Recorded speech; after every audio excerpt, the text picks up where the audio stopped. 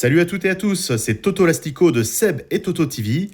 Aujourd'hui, je vous propose une présentation de Hondo Onaka. Mais avant, jingle. Parapapam pam pam. On se retrouve aujourd'hui pour parler de la boîte de Hondo Onaka. Alors, je l'ai un peu en avance parce qu'elle était offerte pour les personnes qui achetaient dans les boutiques partenaires de Asmodée et qui ont acheté le Starter Empire ou Rebelle.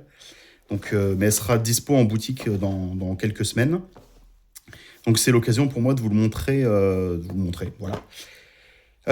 Donc la boîte, moi je l'ai déjà ouverte et j'ai déjà monté la figue. On a une petite grappe.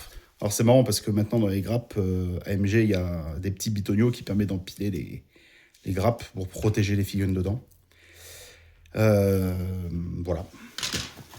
Tout ce que j'ai à dire. Ensuite on a la petite pochette comme d'habitude. On n'a pas le guide de montage. Y a le QR code ici là pour aller chercher la notice de montage. Moi, ce que j'aime bien regarder, c'est si ça bouge là-dedans, parce que chez AMG ça bouge un peu.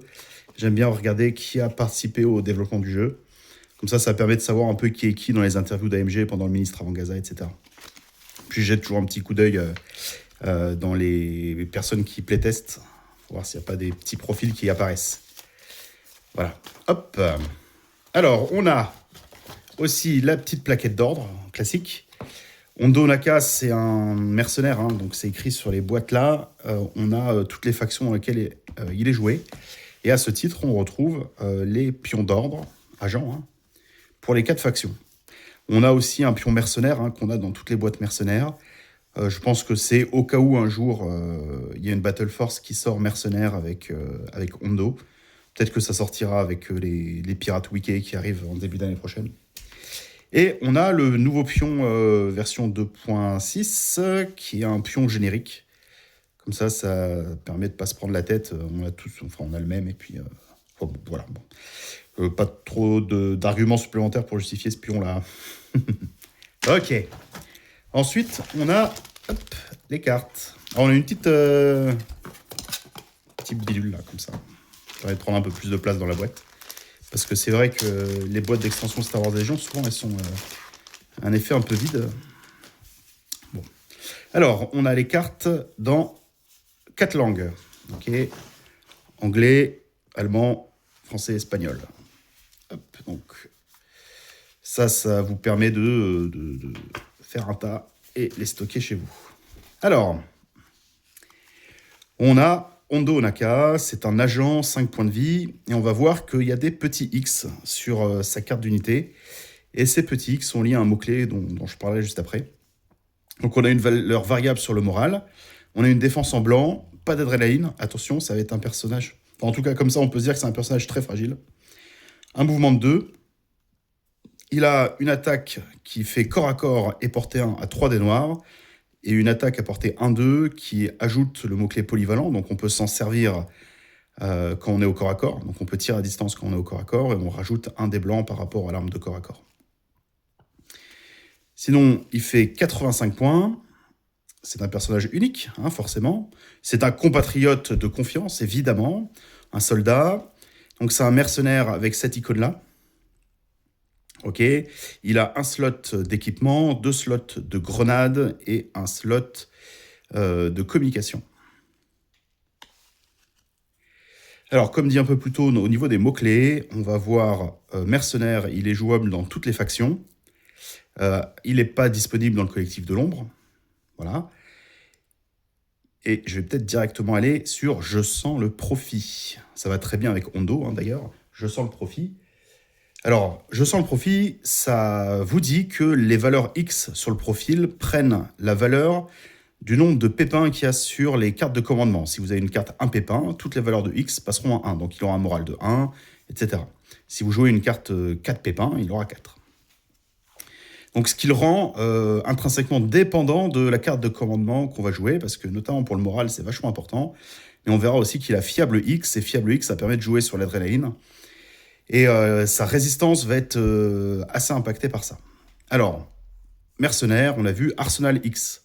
Là, on comprend un peu mieux pourquoi il y a 2 slots de grenades, parce que Arsenal X, si je joue une Pépin 4, je vais pouvoir jouer une arme, 2 armes, plus les 2 grenades.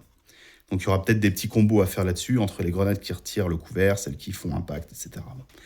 Il y aura des trucs rigolos à faire avec ce personnage.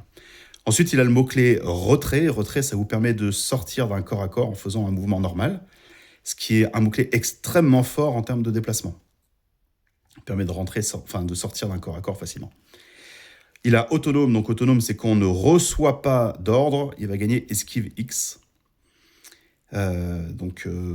Pour augmenter un peu sa résistance. Il a agile, donc quand je dépense un pion esquive, je récupère, quand je dépense un ou plusieurs pions esquive après un jet, je vais en récupérer un.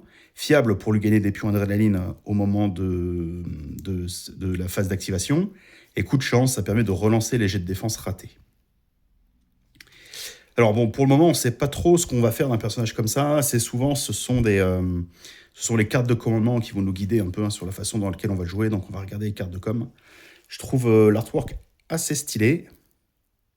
Je vous laisse regarder. Tac. Donc pour le moment, ça a l'air d'être un personnage un peu rigolo. On va voir sa pertinence en jeu. Alors, on a une carte de pépin, une bonne affaire de plus, qui donne un ordre à Hondo et à une unité.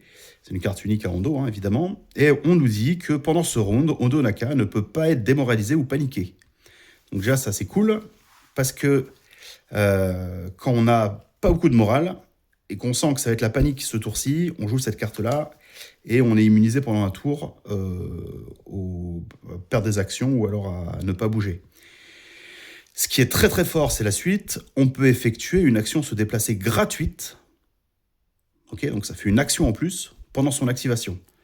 Ce qui fait qu'on a un tour où Hondo il va pouvoir courir très très vite et même sortir d'un corps à corps parce qu'il a retrait. Tac, tac, tac. La première fois, ce round, Hondo Onaka se déplace au corps à corps avec une unité ennemie. Après avoir résolu le déplacement, Hondo Onaka se retire tous ses pions suppression et l'unité ennemie gagne ses pions retirés. Donc voilà, un Hondo qui va être très suppressé, qui va avoir beaucoup de pions suppression, il va se mettre au corps à corps d'une unité, il va lui filer toutes ses suppressions, et en plus, il va lui piquer après tous ses pions verts. Donc c'est assez cool. C'est plutôt assez rigolo. Après, le personnage n'étant pas hyper fiable en défense, même s'il a des esquives, même s'il a des pions madrés, ça dépend de la pipe qu'on a jouée, donc attention. On a cette carte-là qui permet de fiabiliser le moral. C'est assez chouette. En plus de pouvoir piquer des pions verts, ce qui est aussi plutôt agréable. Après, on va voir qu'il a aussi une façon de gagner des pions suppression. Ça va être la pipe 3. Des histoires presque toutes vraies. Là, on retrouve bien Onaka. Alors, c'est une pipe 3 qui donne qu'un seul ordre. Donc, sur les personnages, les pipes 3 qui donnent qu'un seul ordre, on s'attend à une carte assez forte. Donc, on va voir ce que ça donne. Pendant ce tour, quand une unité alliée commence son activation sur le champ de bataille en étant à portée 1 de Hondo Onaka, si Hondo Onaka a un pion hors de face visible et qu'il n'est pas paniqué, Hondo Onaka peut gagner un pion suppression. D'accord ? Et en échange, l'unité activée gagne un pion visé, un pion esquive ou un pion adrénaline. Donc, il y a une condition, c'est que Hondo ne soit pas paniqué.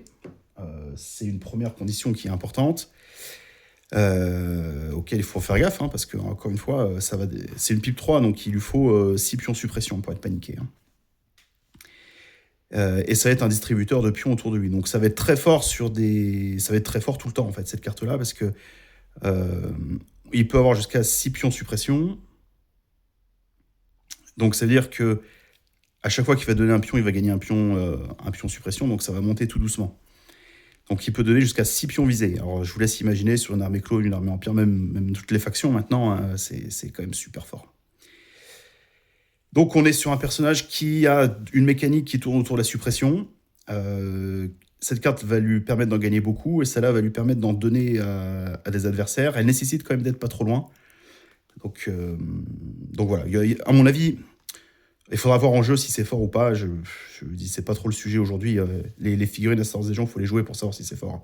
Surtout avec les combos et avec les autres unités, parce que c'est un jeu qui joue c'est un jeu de combo, donc il faudra voir si c'est fort. Après, c'est pas forcément le sujet. Ça va être rigolo à jouer, et rien que pour ça, je trouve cette unité plutôt sympa. Et après, pour la figurine, hop là, mesdames et messieurs, en plus je l'ai peinte, ça va être rigolo. Je sais pas trop si vous voyez. Ouais, ça va. La figurine est très cool. Les nouvelles figurines Star Wars Agents sont vraiment super chouettes.